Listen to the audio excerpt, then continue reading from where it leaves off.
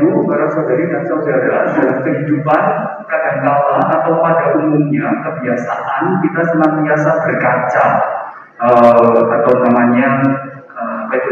menjadikan orang lain sebagai referensi. Kalau kita mau berbuat baik, kita mengukur referensinya dari orang, atau kalau kita mau melakukan kejahatan pun kita punya referensi dari orang. Maka umumnya sebagai orang-orang yang hidup sehari-hari, kita pasti melakukan sesuatu berdasar referensi atau pengetahuan yang terlebih dahulu kita ketahui. Pokoknya yang diperbuat orang, maka itu yang akan saya buat. Kalau kemarin dia nyumbang ketika saya punya gawe cuma 150.000, maka besok kita nono naik duit gawe tak sumbang yomong 1 second. Kadang-kadang kan cara berpikir kita demikian. Nah, persoalan Bapak Ibu, para saudari-saudara, bacaan-bacaan hari ini mengajak kita bertobat. Apa itu bertobat atau seperti apa bertobat? Bacaan hari ini rupa-rupanya, bacaan-bacaan hari ini mengajak kita bertobat supaya jangan menjadikan orang lain sebagai kiblat. Sebaik apapun orang lain jangan jadikan kiblat. Jangan dijadikan tolak ukur. Sesuk aku ingin tidak becik, aku ingin tidak becik koyo wong lain, enggak. Atau kalau saya ingin menyakiti orang, lalu saya akan menyakiti orang seperti dia. Oh enggak. Bacaan hari ini mengajak kita bertobat. Alih-alih kita menjadikan orang lain sebagai cermin, bacaan hari ini mengatakan pada kita diajak untuk membaca bacaan pertama. Di bacaan pertama menarik Bapak Ibu. Silakan dicek dalam teks panjenengan. Kalau Anda bawa teks Perayaan Ekaristi, di sana ada rumusan yang menarik seperti ini. Ketika Musa bertanya kepada sosok yang bersuara di semak yang menyala tetapi tidak terbakar, mungkin di halaman 4, di teks saya halaman 4, di teks yang kami panjenengan Asto monggo menyesuaikan. Di sana dikatakan demikian. Firman Allah kepada Musa atau sebelumnya dikatakan demikian. Siapakah namamu? Apa yang harus kukatakan kepada umatmu? Lalu firman Allah kepada Musa, aku adalah aku. Para saudari-saudara, bacaan hari ini yang pertama, 1, mengatakan kepada kita tentang siapakah Tuhan. Ketika dalam bacaan pertama dikatakan Tuhan ada, siapakah identitas Tuhan? Aku adalah aku. Tuhan adalah Tuhan. Yang ingin dikatakan kepada kita cuma 1. Tuhan bukanlah panjenengan. Tuhan bukanlah ciptaan. Atau Tuhan tidaklah sama dengan kita semua. Itu gagasan pertama. Maka kalau Tuhan mengatakan kepada kita, aku ini duduk kowe, aku ini beda kowe, itu. Maka dengan demikian sebetulnya kalau dalam konteks seluruh bacaan hari ini ajakan pertobatan, maka alih-alih awak dhewe nek pengen tumindak becik nyontoh tanggane, maka bacaan ini mengatakan nek pengen tumindak becik kiblate mung siji, Gusti Allah. Mengapa? Karena kalau kita mencontoh orang lain, kemungkinan yang kita contoh pun bisa keliru atau tidak optimal. Tetapi bacaan hari ini kita diajak bertobat. Bertobat itu artinya kembali kepada Tuhan yang adalah Tuhan tadi, aku yang adalah aku. Maka kalau kita mau melakukan kebaikan, contohnya Tuhan. Itu ajakan bertobat.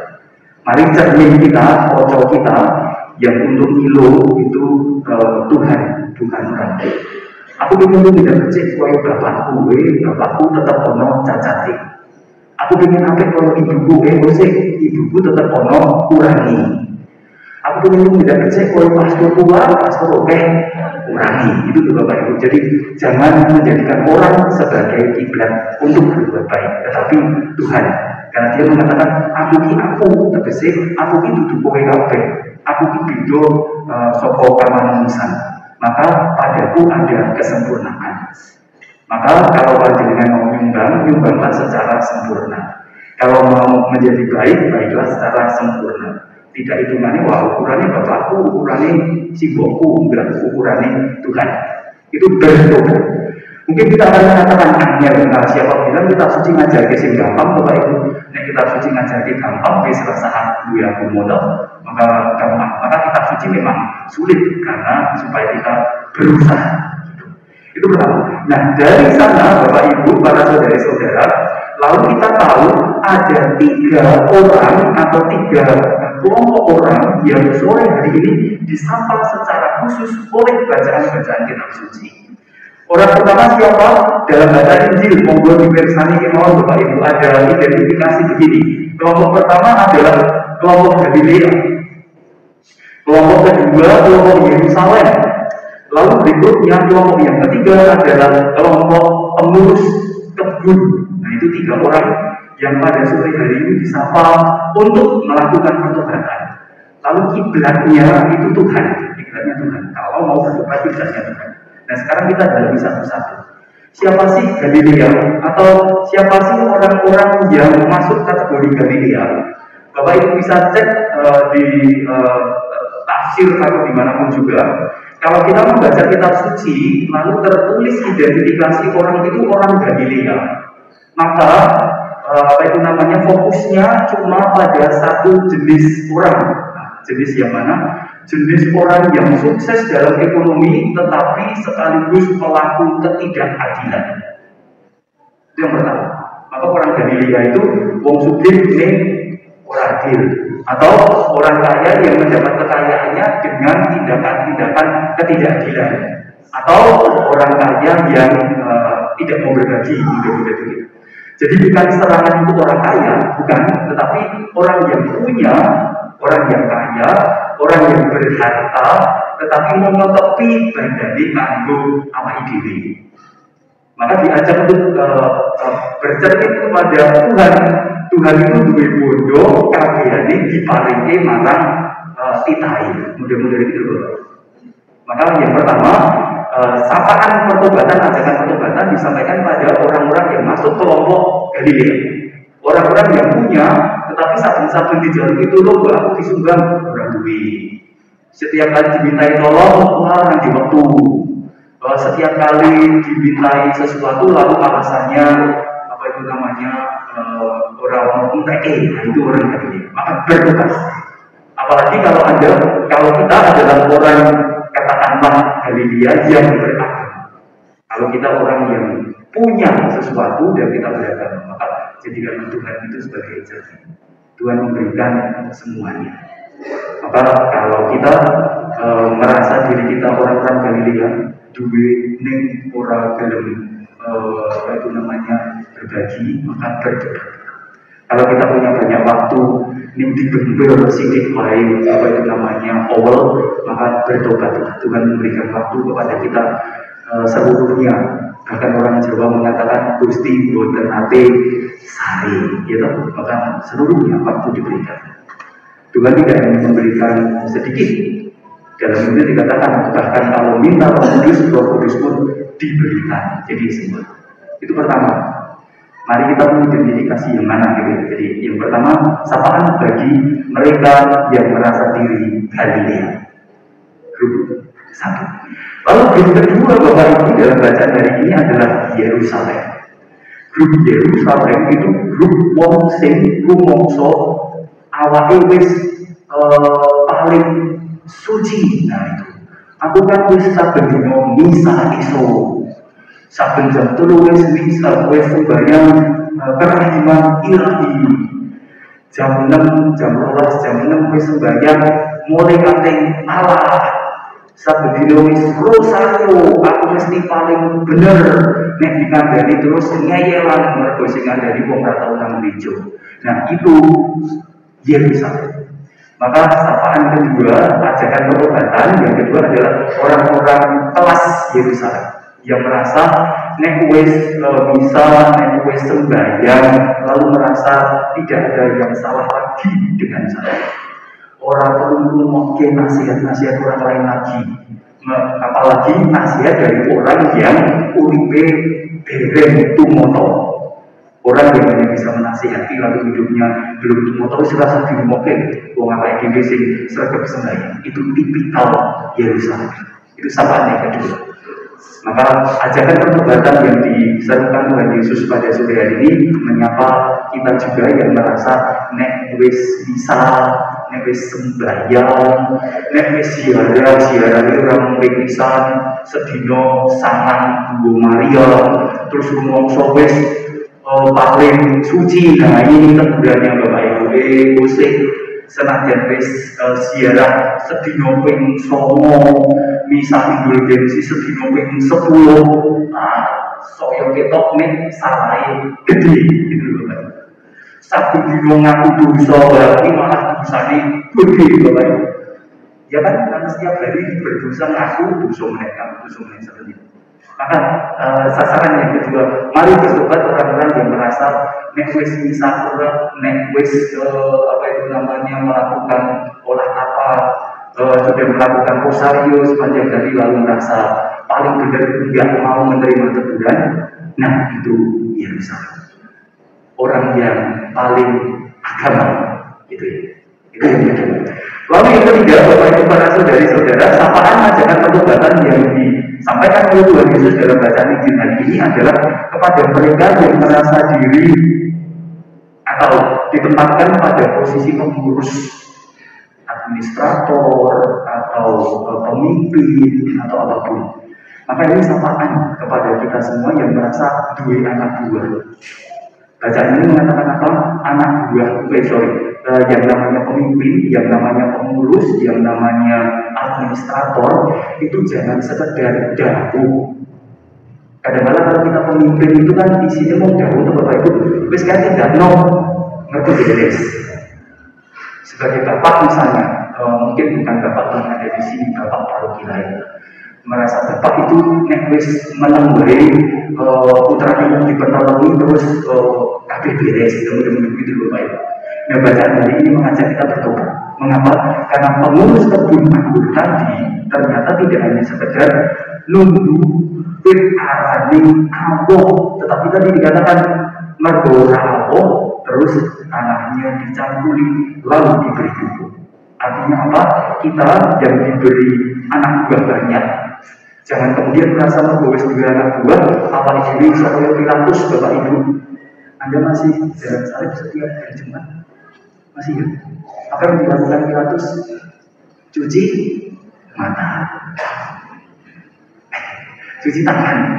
Jadi bacaan hari ini mengajak kita bertobat kalau kita itu seorang pemimpin atau orang yang punya anak buah.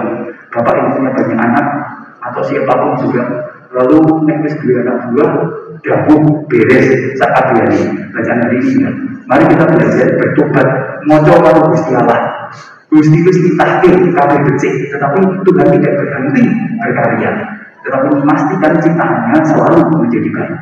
Jaga ciptaannya tetap baik. Maka sama, kalau kita punya anak buah, jangan sekedar perintah, tetapi kalau dalam bahasa kita mungkin, kalau dalam bahasanya Ki Hajar Dewantoro, jadi pemimpin nuladani hanya begitu. Kalau saya bapak pengen rumah saya beres, ya sebagai bapak, yuntuh nih, piye rumahnya supaya beres. Gitu. Kalau saya bos, maka supaya anak buah saya menghasilkan sesuai dengan target, maka saya sebagai bos pun juga berusaha supaya pekerjaan saya memenuhi target. Maka pertobatan yang ketiga, kelas pengurus, kelas orang yang punya banyak anak buah. Maka semoga kita tidak hanya dahulu, kita tidak hanya menuntut, tetapi kita juga mengolah, mempersiapkan orang itu, mempersiapkan anak buah kita, mendampingi anak buah kita, memberi keteladanan sehingga akhirnya mereka bertobat. Maka para saudari-saudara, bacaan-bacaan hari ini rupa-rupanya tidak keliru kalau kita mengatakan satu, jangan jadikan orang lain sebagai contoh kebaikan dalam kehidupan kita. Tetapi jadikanlah cermin kebaikan kita itu Tuhan sendiri, yang dalam bacaan dalam bacaan pertama dikatakan, aku adalah aku, Gusti itu kowe, Gusti itu manusia, Gusti itu bukan manusia, saya beda sama sekali dari kalian. Maka saya tidak mungkin melakukan kesalahan. Maka mari kita berkiblat kepadanya sebagai cermin. Sapaan untuk orang Galilea, kita yang punya waktu, punya tenaga, punya harta, mari kita mau digempel handani, digempel waktu ini, digempel tenaga ini, dibantu-bantukan untuk orang lain. Kalau kita orang luas Yerusalem, wis sembahyang, wis ziarah, tetapi tetaplah mendengar teguran, tetaplah mengindahkan sapaan, tetaplah mengindahkan nasihat. Karena meskipun sembahyang kita banyak, jangan-jangan tetap kita punya kekurangan. Lalu yang terakhir, kalau kita pengurus rumah tangga, pengurus, apapun juga, kita pemimpin atau siapapun yang punya anak buah, mari ingat, jangan sampai kita hanya gabung, pokoknya ngerti beres, tapi kita pun perlu memberi keteladanan, memberesi itu seperti apa. Semoga pertobatan kita tidak hanya sekedar bertobat di kamar pengakuan, bukan sekedar bertobat minyak, tetapi juga terwujud dalam perilaku praksis kita setiap hari. Lalu yang terakhir, Bapak Ibu, jangan lupa Senin besok jam 5 sampai jam 7 ada penerimaan sakramen tobat, maka silahkan datang ke gereja. Kalau nanti tidak sempat datang ke gereja, tidak apa-apa, tetapi datang apalagi kalau mau mengaku dosa kepada saya di rumah hari, diterima Bapak Ibu, para saudara-saudara, enggak apa-apa, tapi jangan lupa mengaku dosa, pergilah ke gereja-gereja sekitar kita, Bapak Ibu. Kembali silahkan, ke Bintaran silahkan, ke Pangkalan silahkan, ke Kilor silahkan, pokoknya tetaplah mengaku dosa. Itu yang perlu saya sampaikan. Dimuliakan nama Tuhan ini dan sepanjang segala masa. Amin. Kita hanya saja.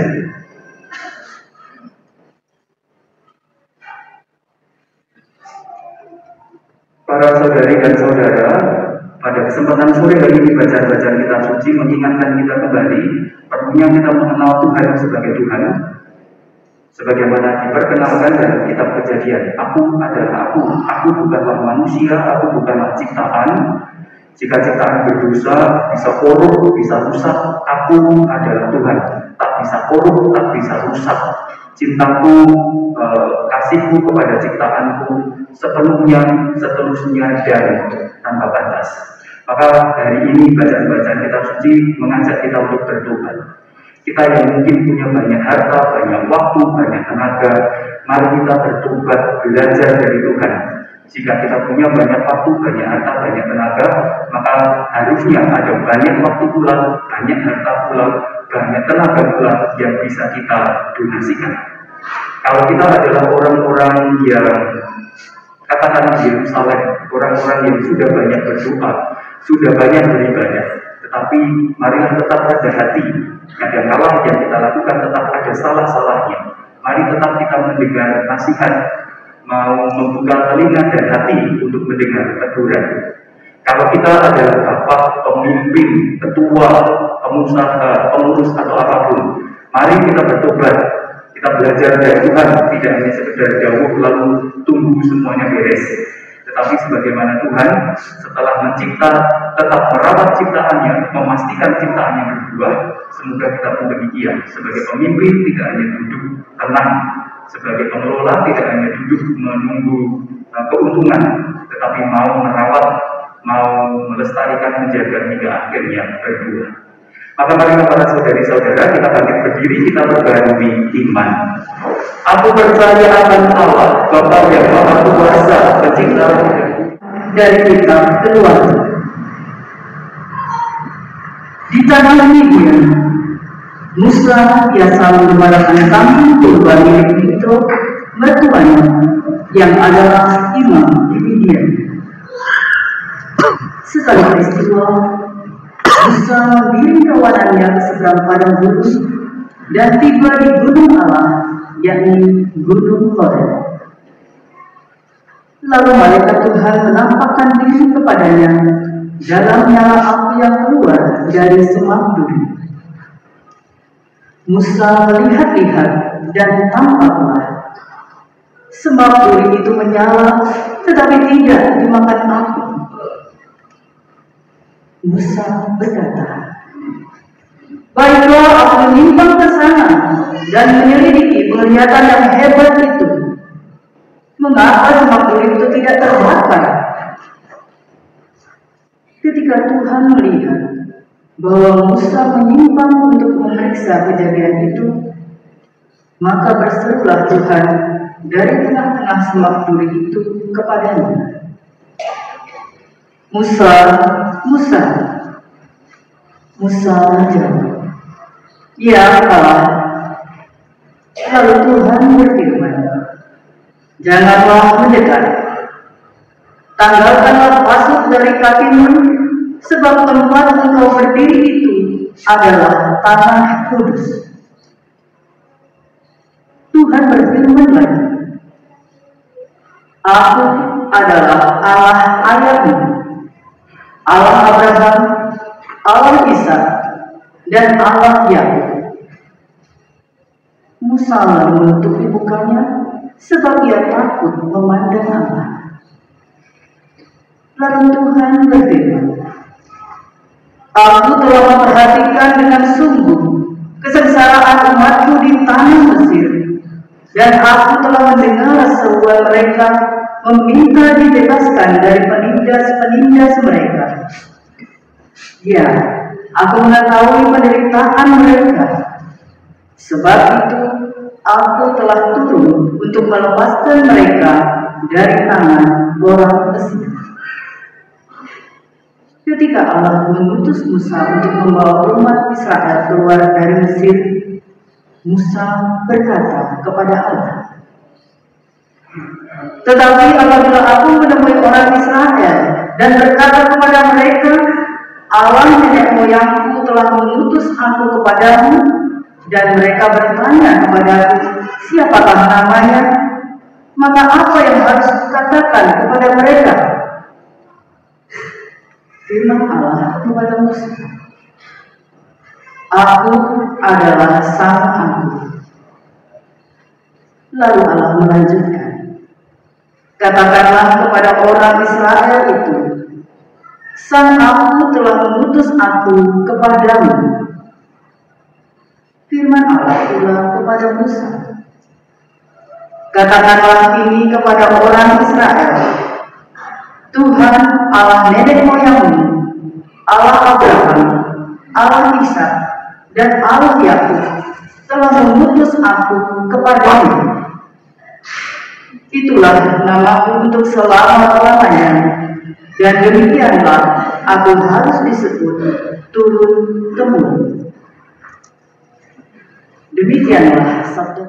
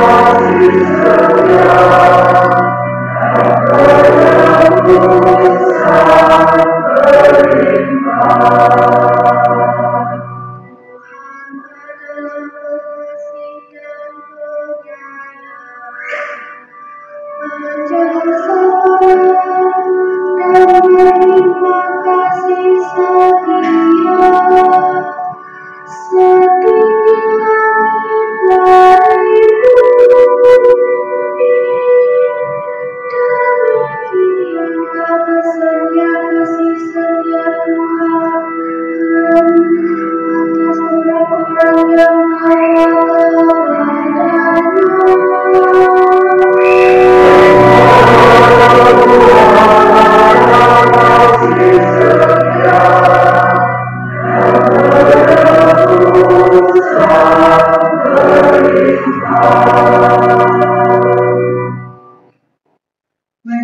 dari surat pertama Rasul Paulus kepada jemaat di Korintus.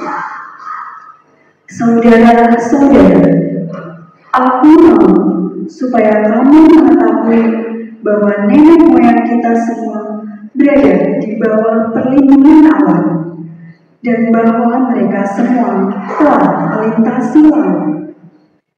Jadi untuk menjadi pengikut Musa, mereka semua telah dibaptis dalam awan dan dalam laut.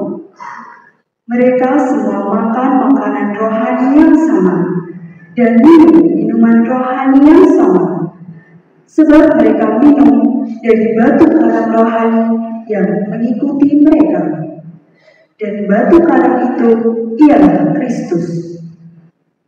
Tetapi sungguh pun demikian, Allah tidak berkenan kepada sebagian terbesar dari mereka, maka mereka ditewaskan di padang gurun.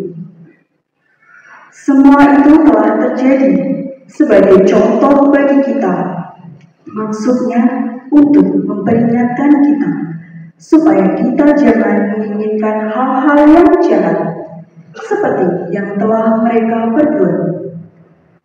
Demikian pula, janganlah bersungut-sungut seperti yang dilakukan oleh beberapa orang dari mereka, sehingga mereka dibinasakan oleh malaikat maut. Semua itu telah menimpa mereka sebagai contoh bagi kita. Semua itu dituliskan untuk menjadi peringatan bagi kita yang hidup pada zaman akhir yang kini telah tiba. Sebab itu, siapa yang menyangka bahwa dirinya teguh berdiri, hati-hati supaya jangan jatuh. Demikianlah sabda Tuhan. Terpujilah Kristus Tuhan, Raja mulia dan kekal.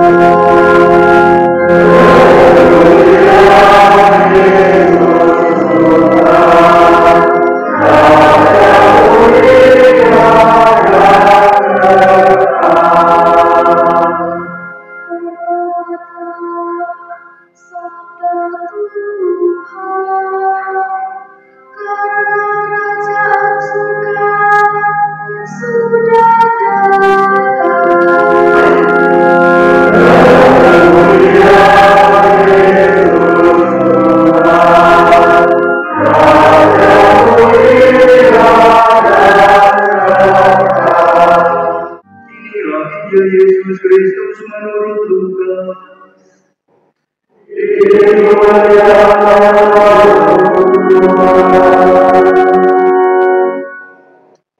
Sekali peristiwa datanglah kepada Yesus beberapa orang membawa kabar tentang orang-orang Galilea yang dibunuh Pilatus dan darahnya dicampur dengan darah kurban yang mereka persembahkan.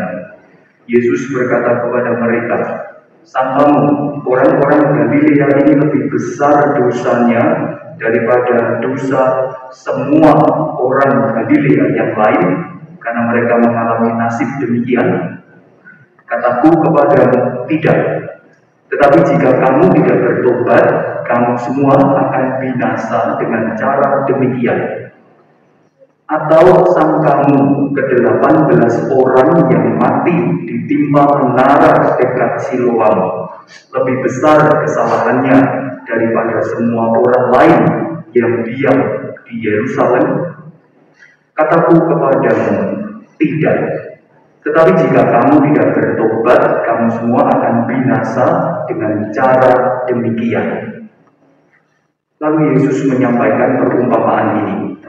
Ada seseorang memiliki sebatang pohon ara yang ditanam di kebun anggurnya, dan ia datang untuk mencari buah pada pohon itu.